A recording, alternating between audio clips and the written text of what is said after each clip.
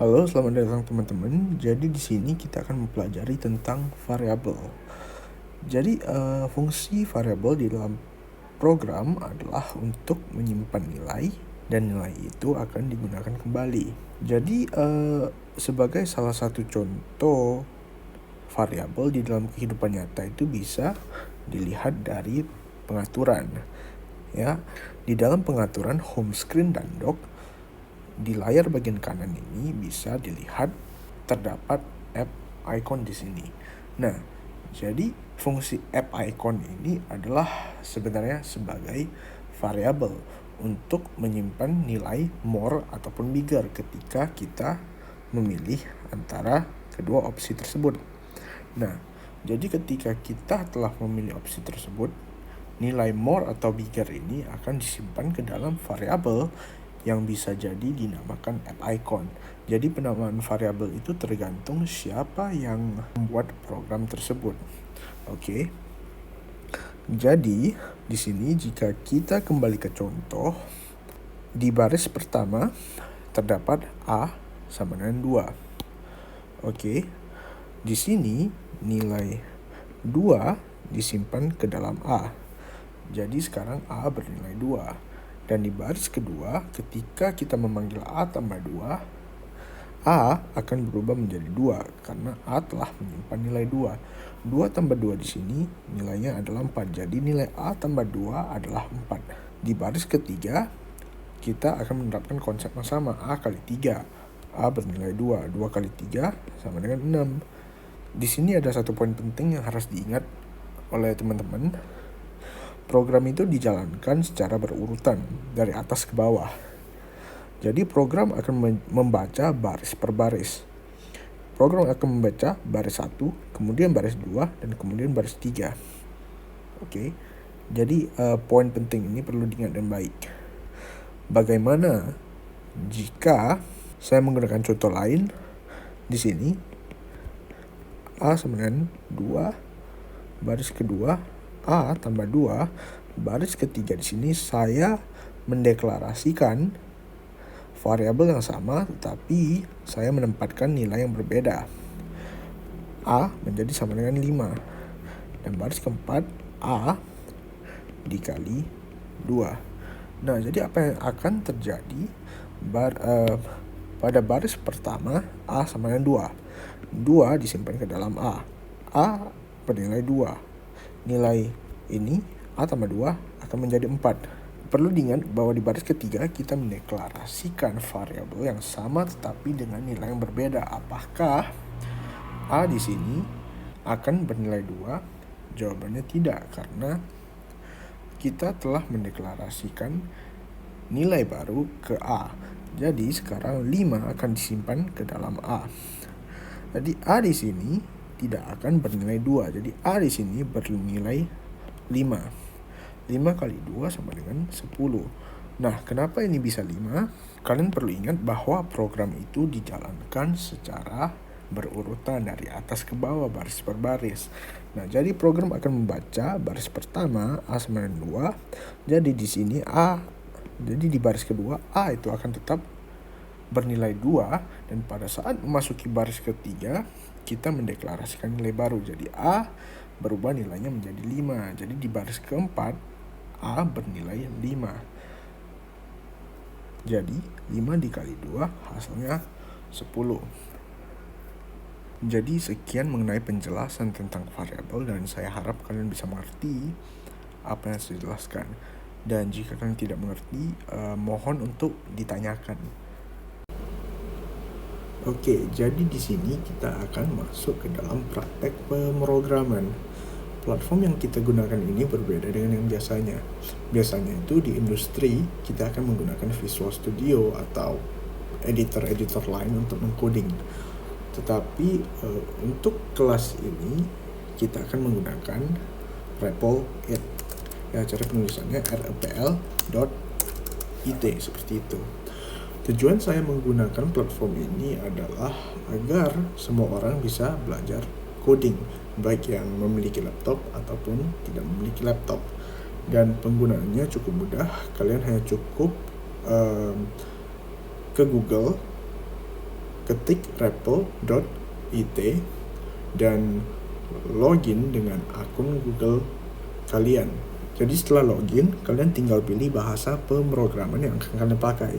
Jadi untuk kelas ini kita akan menggunakan bahasa pemrograman Python. Jadi pilihlah bahasa pemrograman Python setelah kalian login.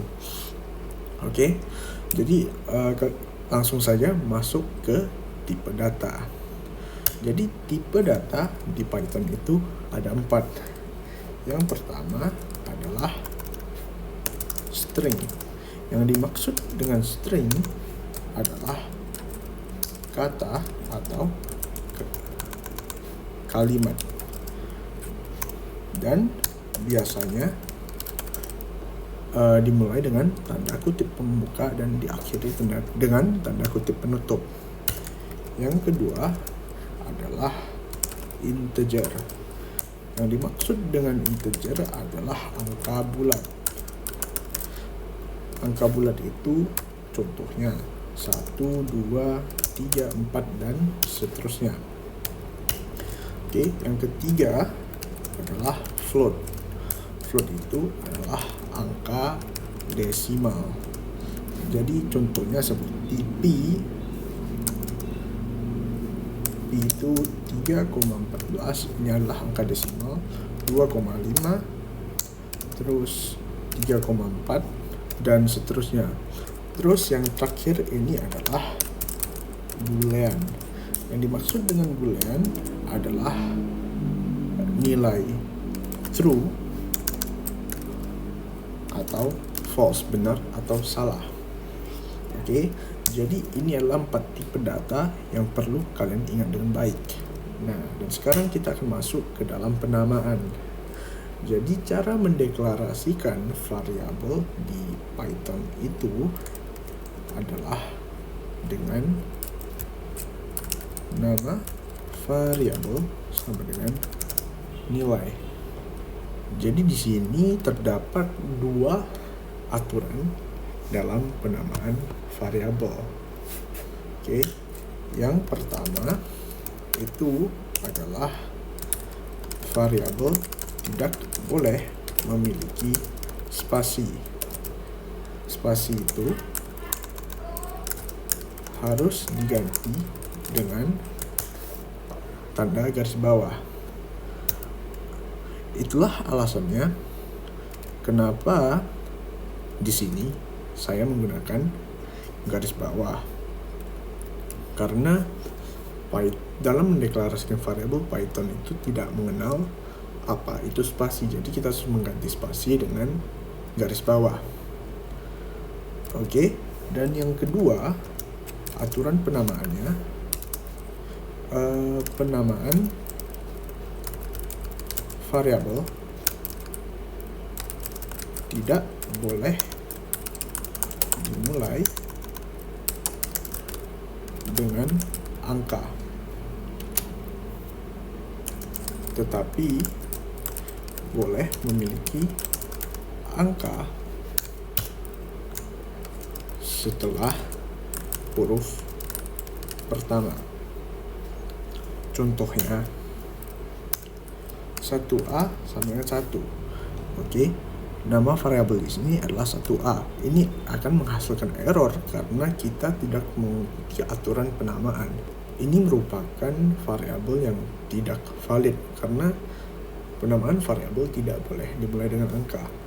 Yang valid itu adalah A1 sama 1. Kita boleh memiliki angka setelah huruf pertama. Oke, contohnya seperti ini. Ini adalah variabel yang valid. Sekarang kita akan mulai membahas tentang bagaimana cara mengoutput sesuatu ke konsol. Oke, yang dimaksud dengan konsol adalah layar hitam di bagian bawah dari editor kita. Yang dimaksud dengan editor adalah bagian di mana kita mengetikkan kode kita. Oke. Jadi salah satu cara untuk mengoutput sesuatu ke konsol kita adalah dengan kata kunci print. Di print di sini adalah cara kita mengoutput nilai ke konsol. Oke, jadi cara kita mengoutput nilai ke konsol adalah dengan mengetikkan print, dan di dalam tanda kurung itu kita tambahkan tipe data ataupun variabel. Oke, contohnya print halo apa kabar. Jadi ketika kita menekan tombol run yang ada di atas ini, yang akan di-output ke konsol itu adalah halo apa kabar. Kita akan coba. Nah, sesuai dengan ekspektasi. Jadi bagaimana jika kita mau mengoutput variabel A1? Cukup mudah, kita hanya perlu menggunakan kata kunci print, dan di dalam tanda kurung kita masukkan variabel A1. Jadi sekarang yang akan ditampilkan ke konsol adalah halo apa kabar dan 1. Nah, cukup mudah, dan sebelum kita lanjut ya, kita akan membahas tentang tipe data. Jadi di sini tipe data halo apa kabar itu adalah string, karena ingat string itu dimulai dengan tanda pembuka dan diakhiri dengan tanda kutip penutup. A1 di sini berupa tipe data integer karena merupakan angka bulat. Jadi sejauh ini kalian telah mengerti apa itu tipe data, cara penamaan variabel, dan cara mengoutput nilai ke konsol. Selanjutnya kita akan masuk ke kalkulasi variabel. Nah, di kalkulasi variabel itu bisa ditambah, dikurang, dikali, dibagi, dan dipangkat. Oke, sebagai contoh, A sama dengan 10, B sama dengan 11, print A tambah B, ini akan menghasilkan nilai 21. Nilai 21 ini nanti akan ditampilkan di konsol. Oke. Dan sekarang yang sedikit berbeda adalah pangkat. Biasanya kita menulis pangkat dengan simbol ini, tetapi di Python pangkat itu ditulis dengan simbol kali-kali. Oke, contohnya print 2 pangkat 3, ini akan menghasilkan nilai 8. Oke, jadi jika kita menekan run, maka 21 dan 8 akan ditampilkan ke konsol. Jadi sekian dari video kali ini, dan jika terdapat hal yang teman-teman tidak mengerti itu, teman-teman boleh bertanya. Ya, kami akan selalu menjawab pertanyaan yang teman-teman berikan kepada kami. Dan di sini tidak ada yang namanya pertanyaan konyol, karena semua pertanyaan itu dilemparkan kepada pengajar untuk dijawab agar teman-teman bisa mengerti secara mendalam tentang dunia pemrograman. Jadi terima kasih bagi teman-teman yang telah melihat video ini, dan sampai jumpa di video berikutnya.